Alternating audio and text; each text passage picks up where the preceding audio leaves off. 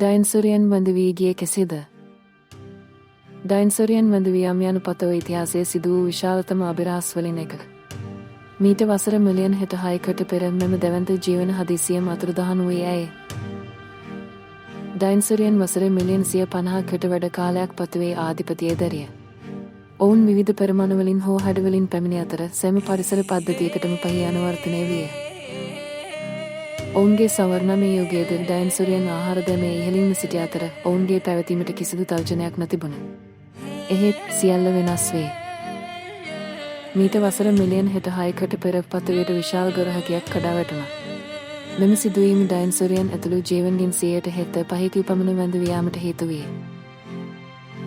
ගොරහකිය පැත්ත වෙමින් ඇති වූ බලපෑම අති විශාල විය. එය සෙනම භූමිකම්ප සහ ගෝලය ගැන ඇති කළය. අහස දේවල් හෝ අලුවලින් වැසී ගිය අතර සූර්යාලකය අවහිර විය. සූර්යාලකය නොමැතිවීම නිසා ශක්මේ යාමට පටන්ගත් අතර ආහාර දැමේ බැඳ වැටුණා. ඩයින්සොරියන්ට ආහාර සොයා ගැනීමට නොහැකි වූ අතර ඔවුන් එක මේ යාමට පටන් ගත්තා. කුඩසතුන්ට මෙම තත්ත්වයට ඔරොත්තු දීමට හැකි වූ අතර ඔවුන් නව පරිසර පද්ධතිවල වර්ධනය වීමට පටන් ගත්තා. ඩයින්සොරියන්ගේ වැඳවීම ක්ෂුරූපයන්ට පරිණමය වීමට හෝ වර්ධනය වීමට අවස්ථාවක් ලබා දුන්නේය. ඩයින්සොරියන්ගේ වැඳවීම අපට බොහෝ දේ උගන්වයි. පෘථිවියේ කතරම් බඩුන්සල දියන්න කොට වෙනස්කම් පවා විශාල පාරතොපක් ගැන දිය හැකි බවත් එය අපට මතක් කර දෙයි.